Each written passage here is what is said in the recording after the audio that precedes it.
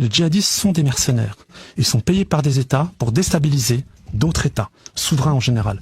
Donc, et on va pas répéter 10 fois la même chose. Hillary Clinton l'a dit en commission sénatoriale aux États-Unis, c'est facile à retrouver, qu'ils avaient financé Daesh via des pays du Golfe à qui ils ont demandé de les payer. Il faut savoir que les blessés de Daesh étaient soignés en Israël, pour ceux qui allaient en Syrie, d'accord? Et que pour tenir cette masse de garçons, parce qu'il fallait quand même choisir des gens qui étaient, entre guillemets, d'apparence arabe, ok? C'est ce qu'on a fait en France, et ce qu'on continue à faire en France, avec l'affaire Mohamed Merah. Bon. Et ceux qui sont pas contents au niveau de l'établissement, vous portez plainte contre moi, il n'y a pas de problème, j'ai les dossiers. Donc ce qui est important de savoir, c'est que qu'est-ce qu'ils ont fait pour les tenir et les abrutir? Je peux te couper 2 secondes. Il y a un bouquin que je recommande, ça s'appelle Jihad Made in USA. Si tu connais. Ouais, je connais. Voilà. Donc c'est de Mohamed Hassan qui l'a écrit. C'est Michel Collomb qui l'a édité. Tout à fait. Et là, il explique tout ce que tu as dit sur et donc ceux qui tirent les ficelles. Et ce qui est très important par rapport à ce tirage de ficelles, parce qu'on les a en France et c'est le même scénario, comment on a fait pour les tenir? On a mis le Captagon. Captagon, alors écoute, la drogue des soi-disant djihadistes, que c'est une drogue de synthèse aussi, petite gélule blanche, enfin bref.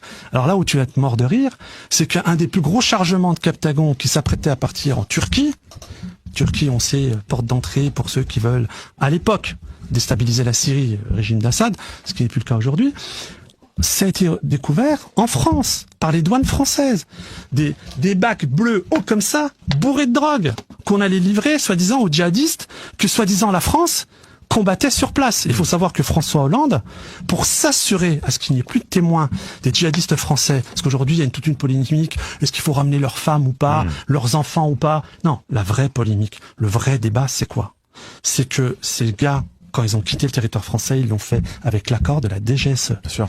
DGSE qui est tenue aujourd'hui, comme l'avait rappelé notre cher et regretté ami, le général de la Ward, par le Mossad.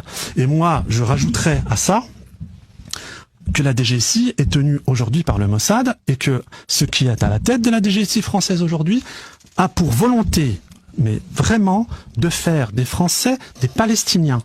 Ok? Et j'assume l'entièreté de mes propos. Il faut savoir que la patronne de la DGSI, ça fait maintenant 2 ans au moment où elle a été nommée. Je l'ai dit sur ce plateau. Elle ne tiendra pas. Elle n'a pas le profil. On nous a vendu, mais regardez, une femme. C'est pas là la vraie question. Dès le départ, elle n'avait pas les compétences. C'était la porte-parole du syndicat des commissaires. Et là, elle vient de craquer. Elle a perdu 10 kilos, elle est complètement émaciée, les cheveux gris, les yeux exorbités. Elle a demandé à démissionner parce qu'elle s'est rendue compte qu'au sein de la DGSI, il y avait des groupuscules qui détournaient de l'argent pour commettre des assassinats ciblés. Contre qui? Des patriotes. Denessé, Marlex ont été tués avec cet argent-là. Il faut le savoir.